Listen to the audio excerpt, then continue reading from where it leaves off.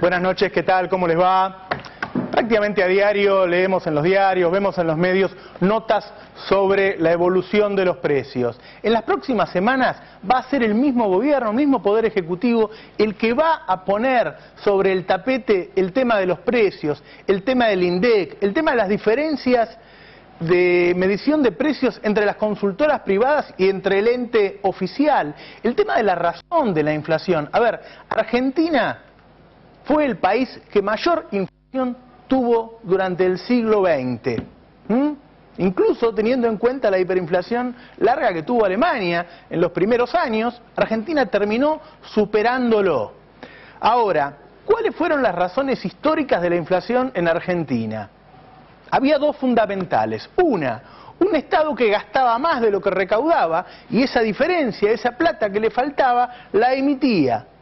Al emitir más pesos, esos pesos valían menos. Eso era inflación. Otra razón era la falta de divisas. Argentina, con una economía primarizada, que exporta productos de bajo valor e importa productos de alto valor, tenía un desfasaje, una balanza comercial, una diferencia entre importaciones y exportaciones negativa.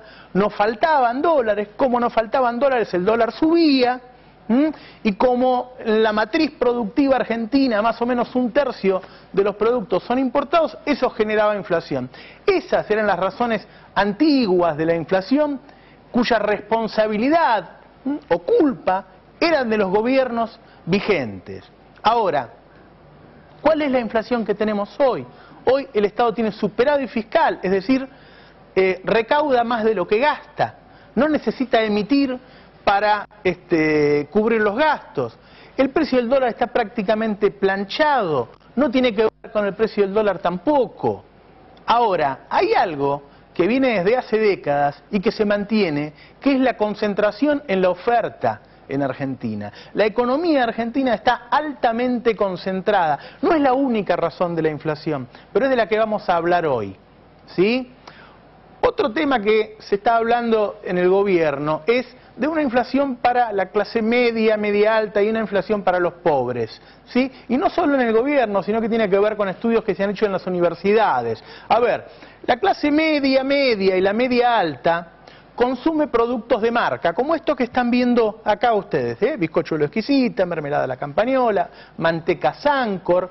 El consumo de estos ciudadanos, de estos consumidores, está creciendo año a año, muy fuerte. Es decir, la demanda crece muy fuerte y la oferta sale por un embudo, está concentrada en una o dos empresas en cada uno de los productos. De estos que están acá, esto es azúcar, tomate, manteca, mermelada, bizcochuelo, del aceite, de la harina, en general o lo produce una empresa o lo producen dos. Cuando digo lo producen, digo o una empresa produce el 90% de lo que consumimos o dos producen el 90%. Cuando uno habla con las grandes cadenas de supermercados o los mayoristas y le pregunta, a ver, ¿cuál fue la última vez que aumentó el tomate en lata? Y te dice, el 10 de mayo.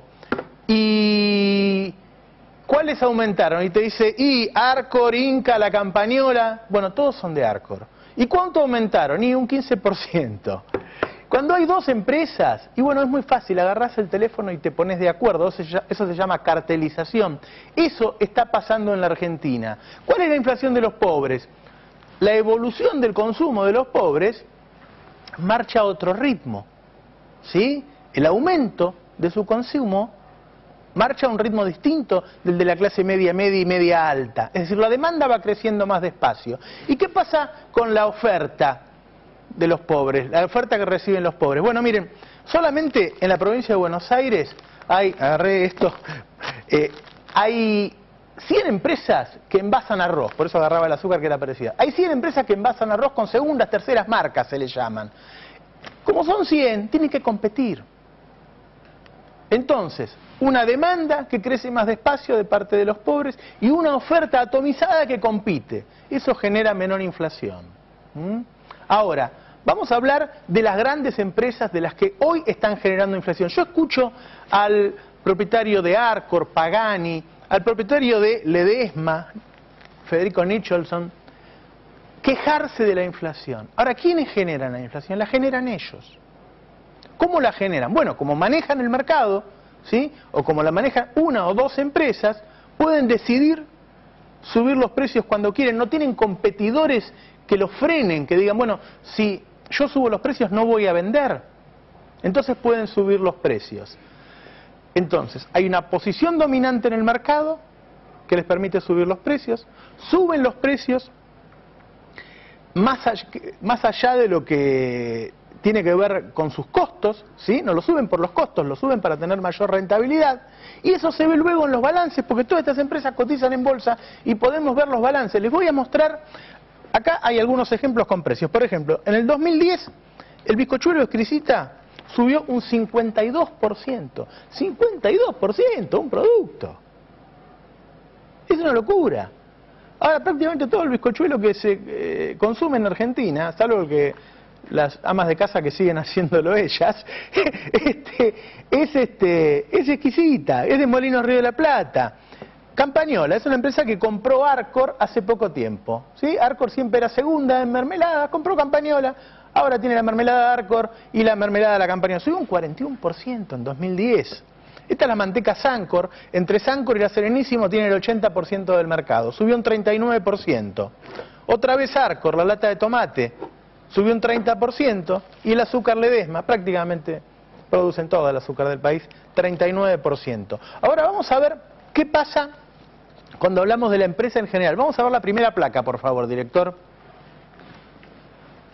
Fíjense, Molinos Río de la Plata, el promedio de los productos de Molinos Río de la Plata tiene una participación en los mercados del 62%, ¿sí? El aceite, la harina, el bizcochuelo, el rebozador preferido, la yerba nobleza gaucha, tienen un promedio de participación en el mercado del 62%.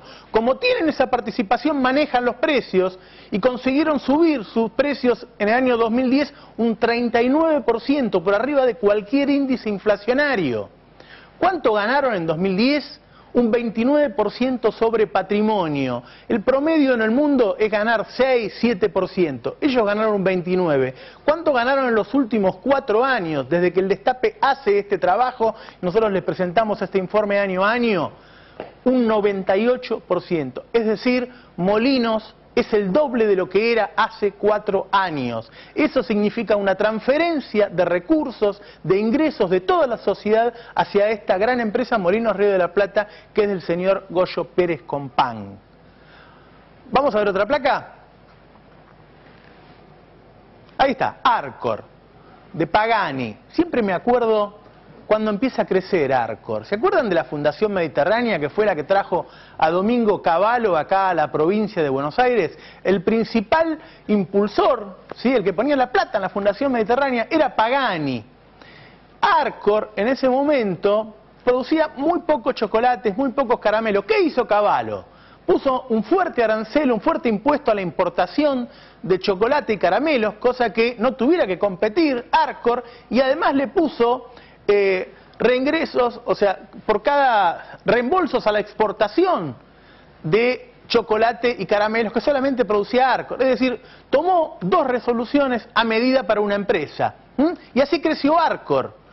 Hoy el promedio de posición de mercado, de participación en el mercado que tienen los productos de Arcor, llega casi al 60%.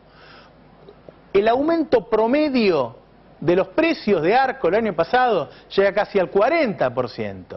En el 2010 ganó un 32% sobre el patrimonio que tenía. Es decir, me acuerdo justo del balance de Arcor.